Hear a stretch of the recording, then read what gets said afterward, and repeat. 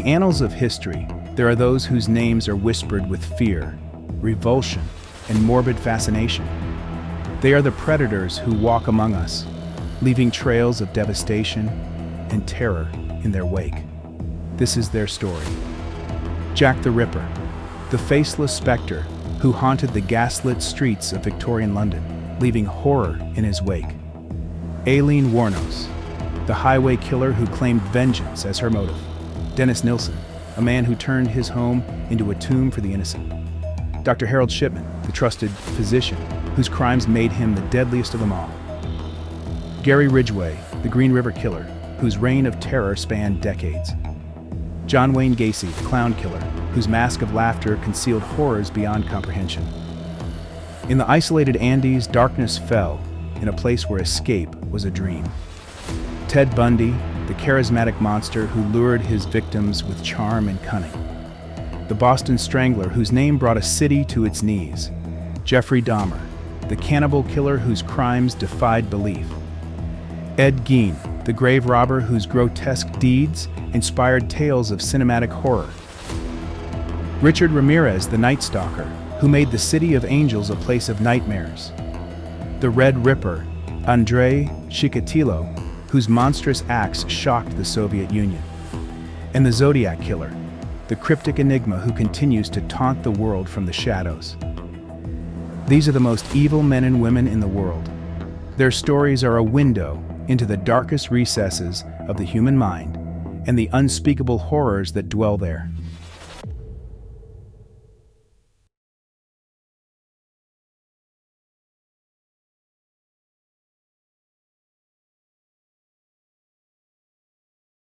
What is it about the nature of evil that captivates us? Why do the names of notorious serial killers like Ted Bundy echo through the annals of history, their heinous crimes compelling us to examine the darkest corners of human nature? Perhaps it is our quest to understand the incomprehensible, to make sense of the senseless, that draws us into the chilling narrative of Ted Bundy's life. Born Theodore Robert Bundy on November 24, 1946, into a world of confusion and deception, Bundy's early life was riddled with lies. He was told his mother was his sister, and his grandparents were his parents. This early deception would lay the foundation for a man who would become a master manipulator and a notorious killer. Bundy was intelligent, charming, and handsome. He was a law student, a volunteer at a suicide hotline, and a seemingly normal member of society. But beneath this veneer of normalcy lurked a monstrous predator.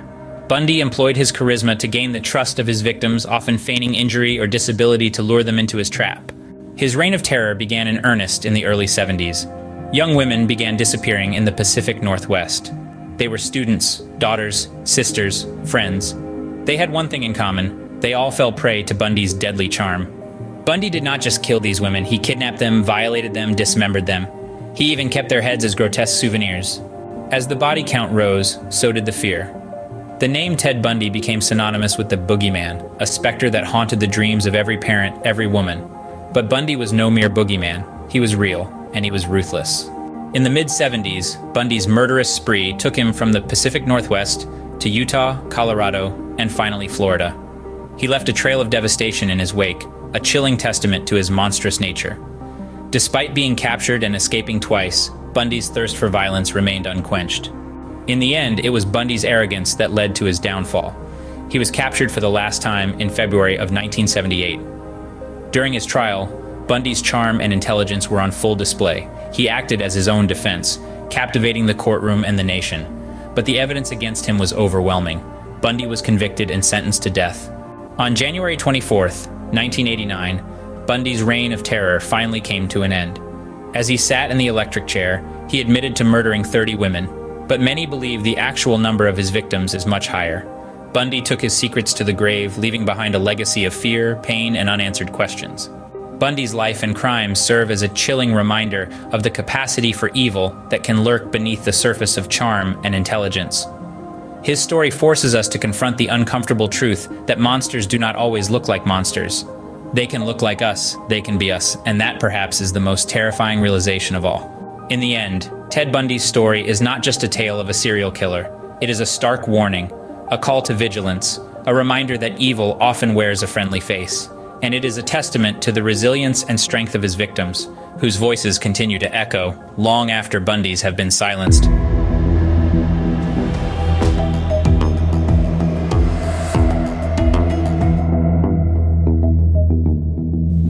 Imagine receiving a letter from a stranger detailing the horrific fate of your missing child. This unthinkable scenario was the grim reality for Delia Budd, mother of 10-year-old Grace Budd, who disappeared in 1928. The author of this bone-chilling letter was none other than Albert Fish, a man whose name would soon become synonymous with the darkest corners of human depravity. Fish was not merely content with the monstrous act of taking Grace's life.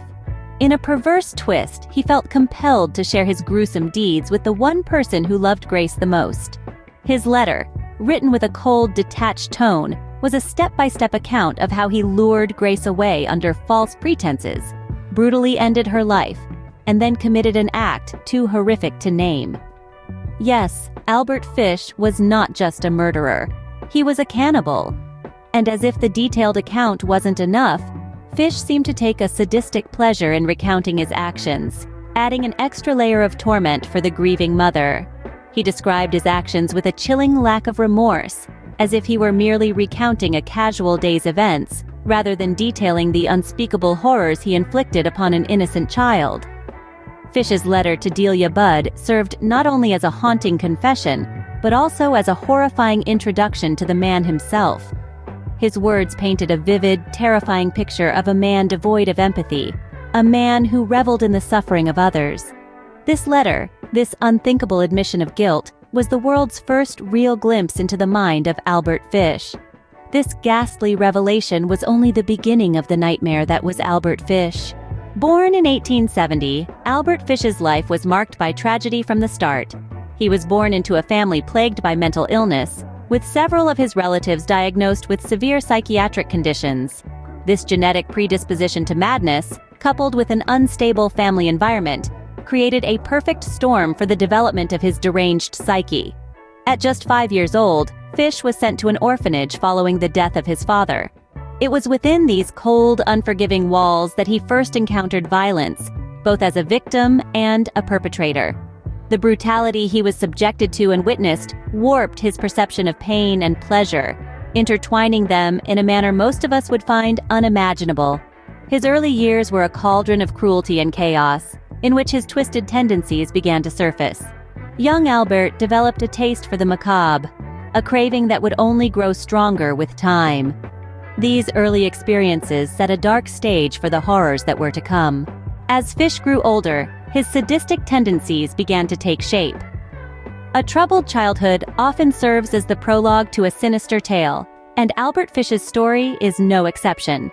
His adolescence was marked by a growing fascination with pain and violence, which would later become a hallmark of his horrific crimes. Fish didn't just stumble upon his monstrous path, it was a slow and deliberate journey into darkness. In his teenage years, Fish began to experiment with self-harm, and found a perverse pleasure in his own suffering. It was a twisted form of exploration, an attempt to understand the boundaries of his own body and mind. He would push needles into his skin, relishing the sharp sting of metal-piercing flesh.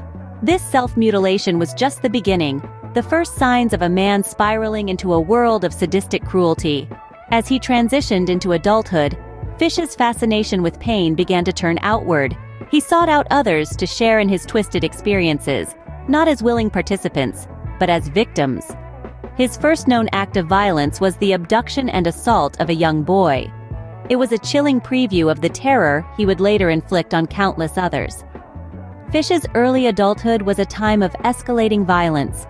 He was not content with merely inflicting pain, he wanted to control and dominate his victims. This desire for power and control would fuel his monstrous acts, driving him to commit unspeakable atrocities.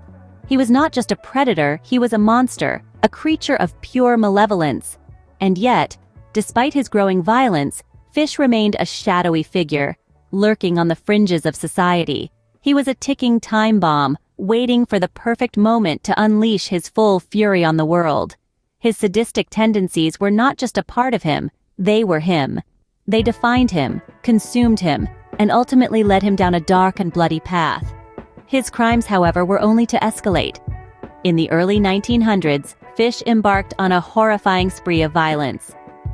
This was a time when the world was just beginning to understand the depths of human depravity, and Fish was all too eager to show us how deep that abyss could be.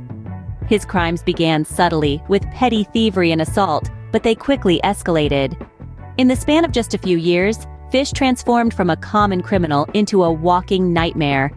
His victims were often children, chosen for their vulnerability and innocence.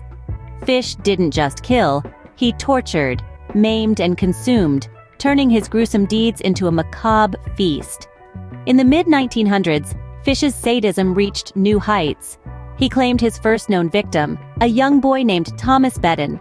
Fish lured the child away with promises of a better life, only to subject him to unimaginable horrors. Bedden's remains were found months later, a grim testament to Fish's brutality, but Fish was only getting started. Over the next several years, he claimed 2 more lives, that of 4-year-old Billy Gaffney and 10-year-old Grace Budd. Each murder was more horrifying than the last, a twisted game of one-upmanship that only Fish was playing.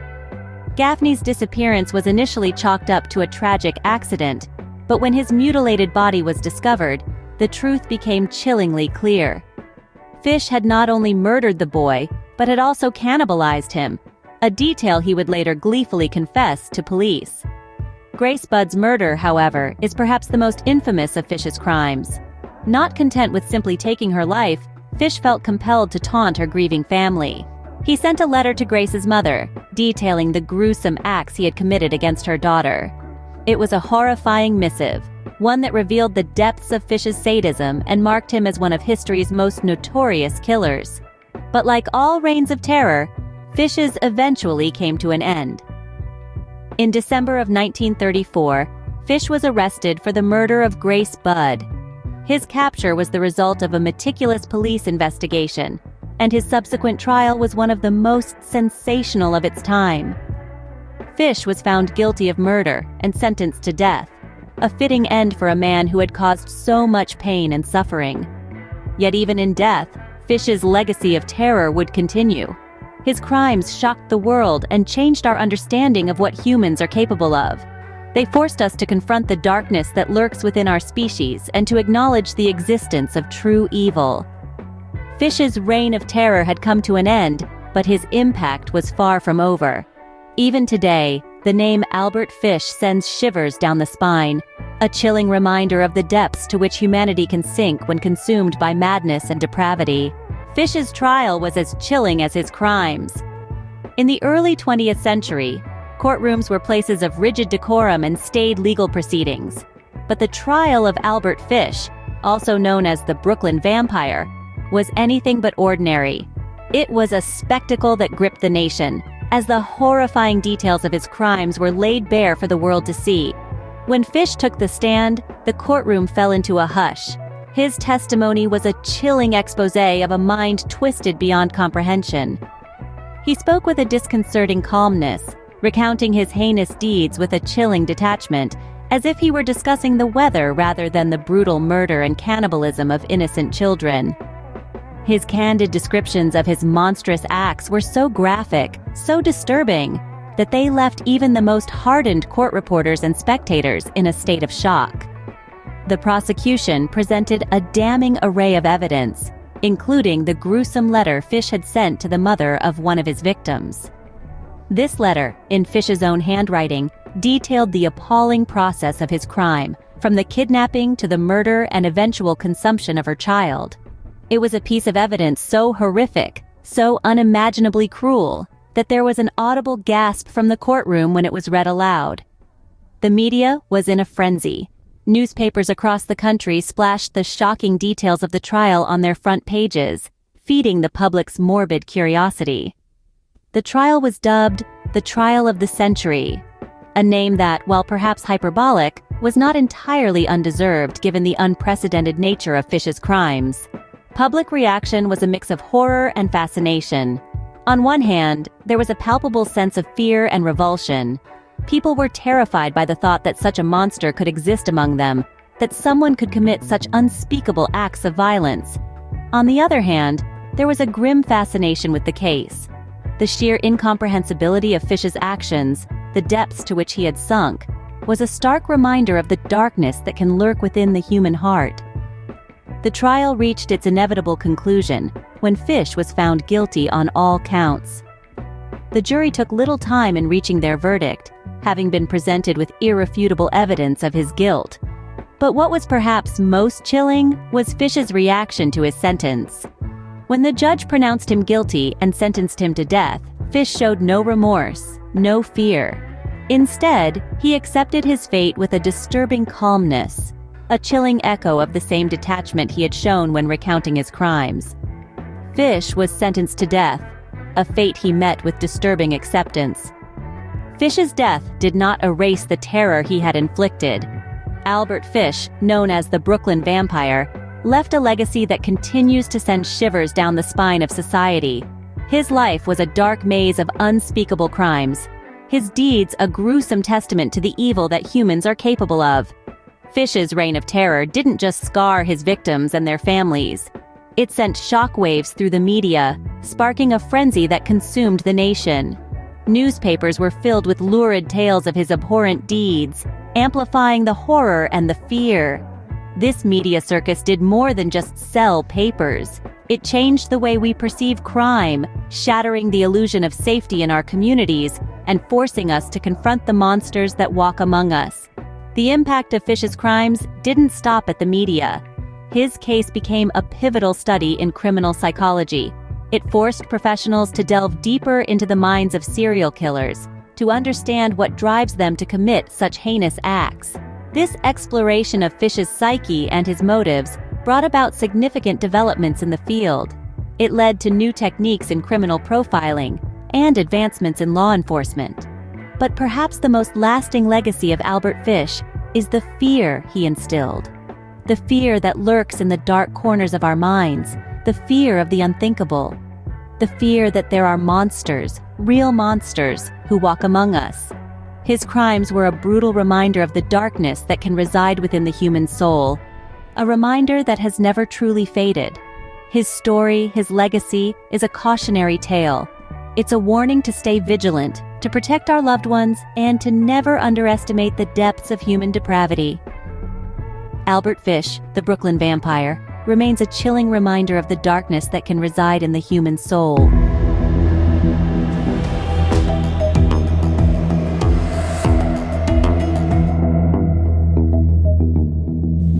In the quiet towns of Texas, a shadow lurked in the darkness, preying on innocent victims with unspeakable cruelty.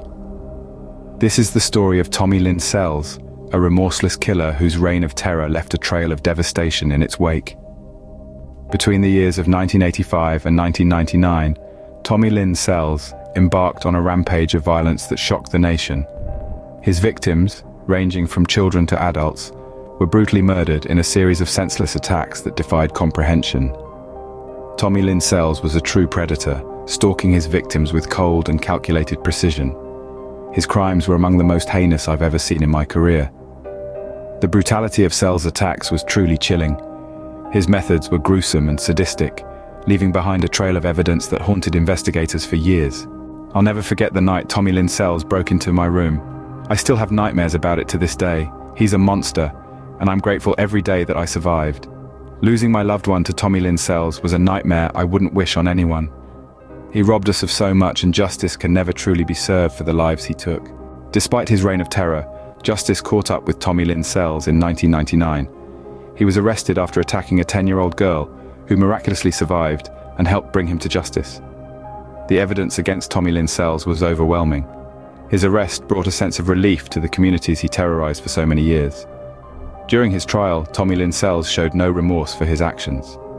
His crimes were so horrific that even seasoned prosecutors were left shaken by the brutality of his deeds.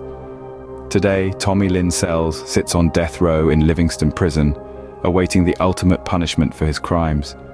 But the scars he left behind will never fully heal, and the memories of his victims will never be forgotten. As we reflect on the horrors of Tommy Lynn Sells' crimes, let us also remember the resilience of those who survived and the courage of those who fought for justice.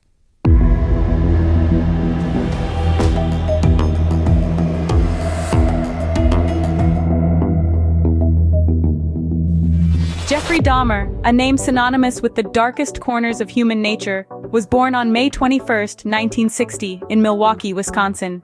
He was the firstborn child of Joyce Annette, a teletype machine instructor, and Lionel Herbert Dahmer, a student of chemistry. Dahmer's early years were relatively normal, but the tranquility of this typical Midwest family was not to last. His fascination with the macabre was evident early on. As a child, he had a peculiar interest in bones, a fascination that was initially encouraged by his father, who, unaware of what was to come, hoped it would spark a scientific curiosity in his son. Yet Dahmer's interest was far from academic. He was captivated by the sound of bones falling, the stark whiteness, the power of life and death they represented. With a troubled childhood marred by isolation and strange fascinations, a monster was slowly taking shape. In 1978, Dahmer committed his first murder at the tender age of 18. This was not a random act of violence, but a calculated and cruel crime against Stephen Mark Hicks. Dahmer, with an insidious charm, lured Hicks to his house under the guise of a casual social invitation. What followed was a horror that would become an all-too-familiar pattern in Dahmer's subsequent killings. Once in his clutches, Dahmer drugged his unsuspecting victim, making him helpless. Then, with a chilling detachment, he dismembered Hicks, leaving nothing but skeletal remains. This methodical and gruesome process was not born of necessity, but of a deep-seated, perverse desire. Dahmer, it seemed, found a twisted pleasure in the absolute control he had over his victims, both in life and in death. This was not just a murder, it was the birth of a pattern, the establishment of a horrifying modus operandi. This first murder marked the beginning of a horrifying journey into the abyss. Between 1978 and 1991, Dahmer's reign of terror claimed 17 lives. Each crime committed by Jeffrey Dahmer was a chilling progression from the last, painting a picture of a man sinking deeper into the abyss of his own dark desires. Initially, Dahmer's acts were shocking enough, the taking of another's life. But as time wore on, his crimes became even more horrifying, as if the act of murder itself no longer satisfied his perverse appetites. Dahmer's actions escalated into acts of necrophilia and cannibalism, a level of depravity that is difficult to comprehend. He didn't just take lives, he consumed them, literally and figuratively. But perhaps the most disturbing aspect of Dahmer's reign of terror was his attempt to create so-called zombies out of his victims. He aimed to rob them not just of their lives, but of their will, reducing them to mere objects for his own gratification. This was a man who didn't just kill, he sought to dominate and control, even after death. These horrifying acts were not just crimes, they were a grim reflection of the human capacity for evil. They showed that within the mind of this seemingly ordinary man lurked a monster of unimaginable horror. Dahmer's reign of terror was a chilling testament to the depths of human depravity. In 1991, the nightmare ended when Dahmer was finally arrested. A chilling tale of terror reached its climax as Jeffrey Lionel Dahmer, the Milwaukee monster, found himself cornered by the law. The circumstances of his arrest were as gruesome as the crimes he committed. A potential victim managed to escape, leading the police back to the scene of the terror.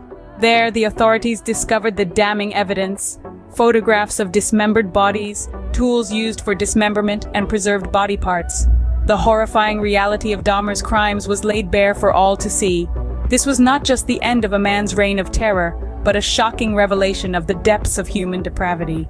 Following his arrest, Dahmer faced trial where he confessed to the murder and dismemberment of 17 young men.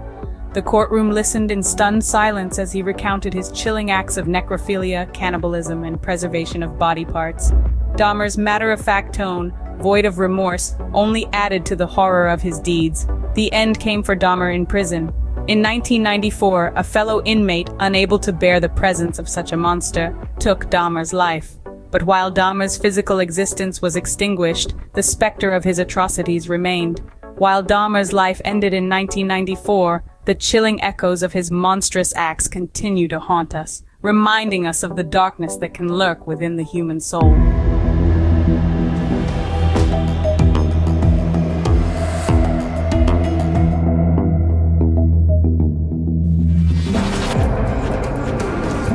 This man's violent rampage spread terror throughout an entire country. He started a 3-month killing spree that would send Ukraine into turmoil. He went in and shot them dead. They had no time to react. 52 innocent people were murdered at the hands of this madman. He was an extremely cold, calculating person who'd had problems in his youth. These factors produced an explosive combination. This is my life, and I think it's my destiny. This man's from the devil. He was motivated by evil, and that's what drove him. Finally, criminal psychiatrists agreed that Anatoly Onoprienko was fully competent and could stand trial. Onoprienko and his attorney had 99 volumes of evidence to review. I said, Anatoly, the trial's in 2 weeks' time, and there's a lot of serious work to do. Let's get to the point. I'm interested in one main thing. Have you really committed all the crimes you are charged with? Was any information added by investigators? He put up his hands and said, Ruslan, these hands are all covered with blood. All these crimes are mine.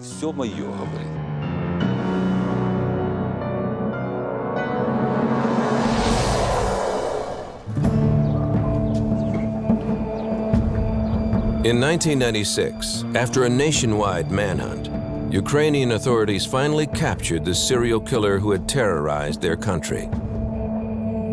Anatoly Onoprienko had murdered 52 innocent people. The trial began on November 23, 1998, in the town of Zhytomyr, which had jurisdiction over several of the crime scenes. Family members of the victims flooded the courthouse, waiting to confront the man who had massacred their loved ones. І щоб не вообще суд, не було такого суда, а розстрілювати на місці таких людей. Each day, he was escorted into the courtroom by 15 police officers and locked in a steel cage. The bars kept him from escaping, but they also separated him from the victims' families. When we were on our way to the courthouse, I can only speak for myself, but I felt like I would be able to tell him everything to his face, through the bars. Even if I was far away, he would hear. And when I entered, there was this sense of, not fear, I can't even explain. It wasn't fright, it was horror. Most of the villagers had never seen nor heard Onoprienko before. Once they listened to him speak, the families understood why the media called him the Terminator. They're planning to punish me, but whether they shoot me or not, they will always remember me. Although psychiatrists had determined that he was sane, Onoprienko's behavior in court was bizarre. At one point, he said that he was a beast of Satan and was misunderstood by others. Prosecutors argued that he was only trying to manipulate the courtroom. He believed that the stronger the impression he managed to make on the public and on the courtroom, the better it would be for him, because he would be seen as an insane person.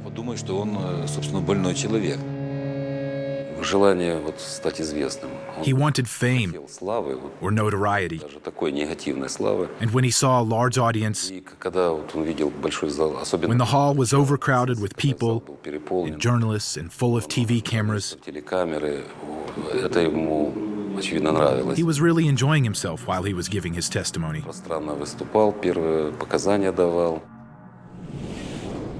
Also on trial was Onoprienko's old friend, Sergei Rogozin.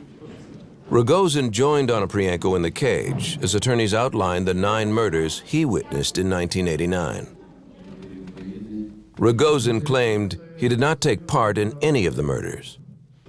Onoprienko backed up his testimony. He could not afford to make an enemy out of Rogozin. Onoprienko knew that if he ever got out of prison, he would need friends on the outside to help him. This is why he never pointed to Rogozin and made every possible effort to make the court believe that Rogozin wasn't complicit at all. Rogozin was convicted as an accessory in the first 9 murders and sentenced to 13 years in prison. Onoprienko's trial for the remaining 43 murders continued. On March 31st, 1999, the judge found Anatoly Onoprienko guilty of 52 murders over a 6-year period. It took the judge almost 2 days to read the long and comprehensive verdict. The following day, he was sentenced to death. But because of changing laws in Ukraine, Onoprienko would not be executed. At that time, there was an unwritten moratorium on the death penalty in Ukraine, and death sentences were not carried out. People across the country were outraged. They demanded the Terminator die for his crimes. Members of Parliament urged the president to proceed with the execution. Ukraine's decision to join the Council of Europe ultimately saved Onoprienko's life. The Council helps Eastern European countries that are trying to establish their independence. It also forbids capital punishment. And as a result, Onoprienko's sentence was commuted to life in prison. He will now be eligible for parole after serving 20 years. While parole is unlikely, many Ukrainians are outraged that there is even a small chance that Anatoly Onoprienko will ever walk the streets again. And what do you think he'll do? He'll keep killing people. He also boasted he always wanted to kill 360 people, and this was his intention. And if he gets out of prison, or when he gets out of prison, this is what he wants to do. I asked him, "What are you going to do in prison?" He said, "I'll escape and be more careful next time."